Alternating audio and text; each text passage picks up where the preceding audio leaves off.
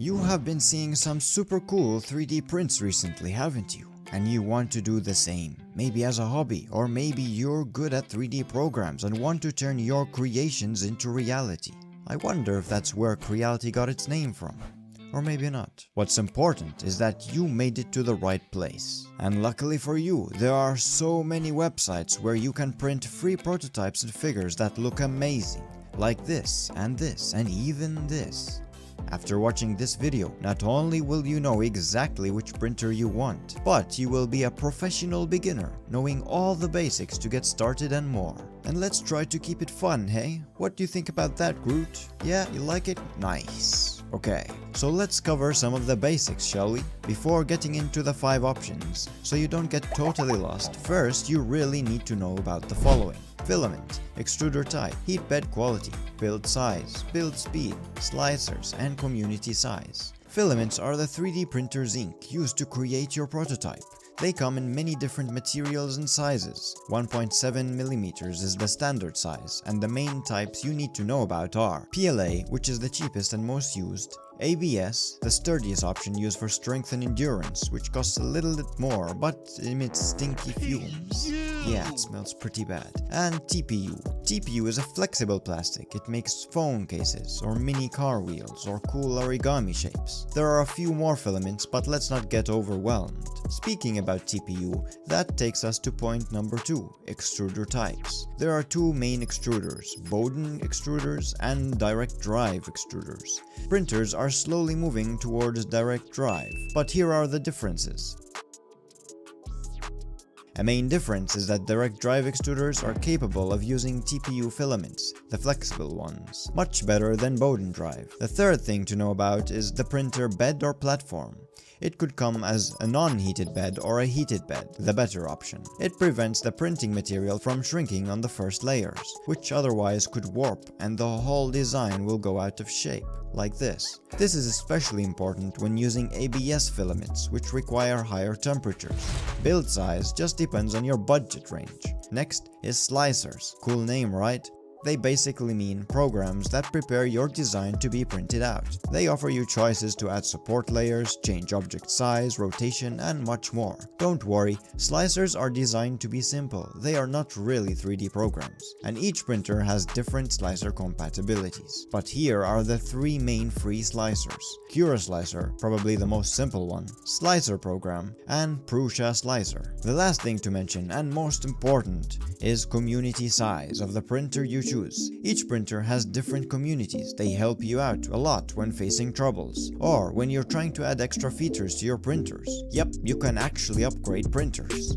That's why top 3D manufacturers remain in the top, because their communities existed for a longer time and now are larger in size. I have a chart in the end for each printer and all their important characteristics, including community size. Okay, now that you leveled up from a beginner to an apprentice, we can go deeper. If you have any questions about a printer, you can ask in the comments. And to check the latest prices of these printers, you can find that in the links in the description below. So coming up in number 5 is the best, cheapest 3D printer alive, which is even on a discount. The Voxilab Aquila 3D printer. Voxilab is arguably the second most famous 3D company currently in the market.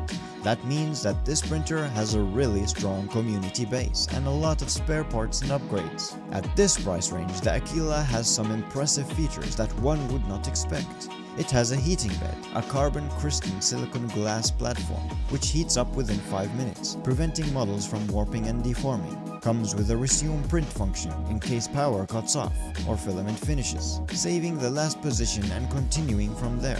Printing noise is below 50 decibels, not bad, and it's made out of metal body, with a printing size of 22 by 22 by 25 centimeters, or the following in inches. Now keep in mind that it's a Bowden tube extruder with a maximum nozzle temperature of 255 Celsius, so although it could print ABS and PTEG, you want to avoid TPU. It's best if you use PLA first though, and then try to use other filaments. A nice thing is that it comes with a simple red filament, but you are most likely going to need to get extra filament, better sooner than later. The sad thing about the Aquila is that it doesn't come fully assembled. This is how it looks out of the box. but they provide a nice detailed video on how to assemble it. The more careful you are when assembling, the better quality prints you will get. Notice that the bed is also a manual bed, which means that you will have to rotate the knobs on the corners to make sure that the height is right. It's quite easy to do. You just throw a paper in and make sure the extruder barely touches it. There are some videos on this too. This printer is fully open source, which means that you can use any slicer you want, and it allows for flexible upgrades. Overall, for the price, Aquila provides great features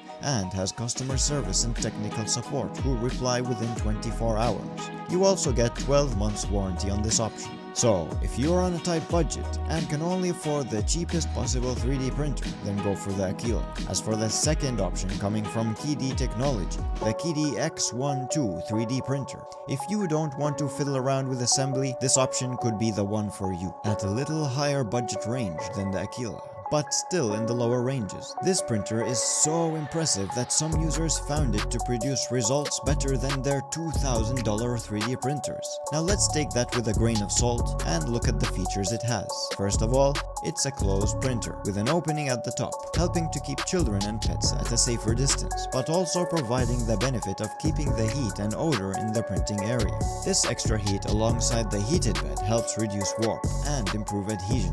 The bed is manually adjusted though. X12 comes with a direct extruder, so it supports ABS, PLA, TPU, and most filaments. It even comes with a touchscreen, which is hard to come by at this price range. Now, KIDI has its own slicer, which could be good to make things more simple, but makes you also more limited. Customer support answers swiftly within 12 hours in case you face issues. Somehow they even managed to provide a repair kit and a removal tool to remove prints from the bed. So the only downside of this option is that it has a smaller print size of 15 by 15 by 14.5 centimeters, and it's harder to upgrade. Also, although KIDI has a strong community, the community is not as big as the last option. If you're willing to sacrifice build size for higher quality and assembly convenience, then the KIDI X12 is the right option for you. But if you love build size and your logic is the more the merrier, then check out option number 3, the Longer LK Pro. What a coincidence, the company is called Longer and it has the longest machine. Anyways, Longer is the 5th most popular 3D company, and honestly, the LK5 Pro is quite undervalued. I mean, it has a print size of 30 by 30 by 40 centimeters, which is more than double the last option. Normally, 3D printer companies don't make large 3D printers for beginners. This is an exception. Any other printer this big would cost almost double this printer's price. But build size is not the only impressive thing about this printer. A really cool feature is the full color touchscreen, which shows high sensitivity and a friendly user interface. As for the extruder, it's a Bowden drive, making it compatible with filaments of PLA, ABS, and wood. Many users switch out of Bowden tube for a direct drive on this option. With a filament detector, the machine knows when you're about to run out of filament, and maximum print speeds are at about 120 mm per second, but best condition speeds are around 80 mm per second. It comes with an enhanced cooling system to better prepare the extruder filament and overall providing a better, smoother surface. The Longer LK5 Pro also has a resume print option, a new, improved heated platform, and a great 24/7 customer support with 12 months warranty. Next up is the big boy contender, the underdog, the Focus 3D printer. Newly designed less than a year ago, this printer has risen to fame at remarkable speeds. A key feature in this option is how fast it is to assemble. All you have to do is this. Thanks to the direct drive extruder, you can print using most filaments. Although direct drive extruders normally have a little less stability, the Focus printer was able to improve on that dilemma using a dual Z and Y axis design, a large bottom space, and good quality heat bed. But it still has more impressive features, like smart filament break detection, ease of use, and ease of changing filaments, as well as the improved feature of nozzle clog chance reduction. This is a crazy printer, since it's open source and has a strong control chip. If you're tech savvy, you will be able to do crazy stuff. If not, no worries, this printer's community is growing, and you will start to find more and more geniuses who will do that for you. Overall, although the Focus company isn't very large yet, they provide you with great lifetime technical support, and they go far and beyond to try make sure you have no problems at all. Print size is 23.5 by 23.5 by 25 centimeters, and you get a 1/4 kilo filament spool of PLA+. If you are looking for a long-term printer and are ready to enjoy 3D printing for at least a couple of years, expect the true capabilities of this printer to start shining then. If you want an option never to go wrong with, then here it is. Number 1. The Creality Ender 3S1.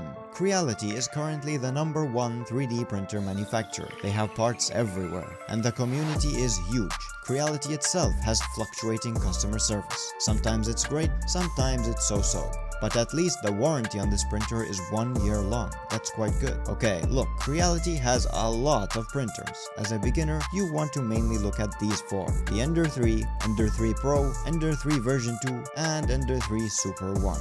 In reality, you could buy an Ender 3 and slowly upgrade its parts to be equivalent to an Ender 3S1. However, it requires quite a lot of knowledge and skills. As a beginner, it's much easier to get the fully loaded package in one go. This option is medium expensive, but still in a beginner's budget level. If you can't afford the S1, but only want a Creality printer, then I suggest the second best to be the Ender 3 Pro. It has minor upgrades on the Ender 3, making it just in the right spot. Anyways, back to the Ender 3 S1. This printer is the superior version because it has an auto-touch bed leveling system alongside a manual one, a new direct dual gear extruder making it compatible with most filaments, and this extruder also increases accuracy by reducing inertia, making positioning better and reducing wobble. Naturally, a superior version will also have filament detection, a power saving mode in case of a power cut. The printer will avoid wasting filament, and a high precision dual Z axis. This dual motor design also increases how smooth your print turns out by reducing ridges on the side.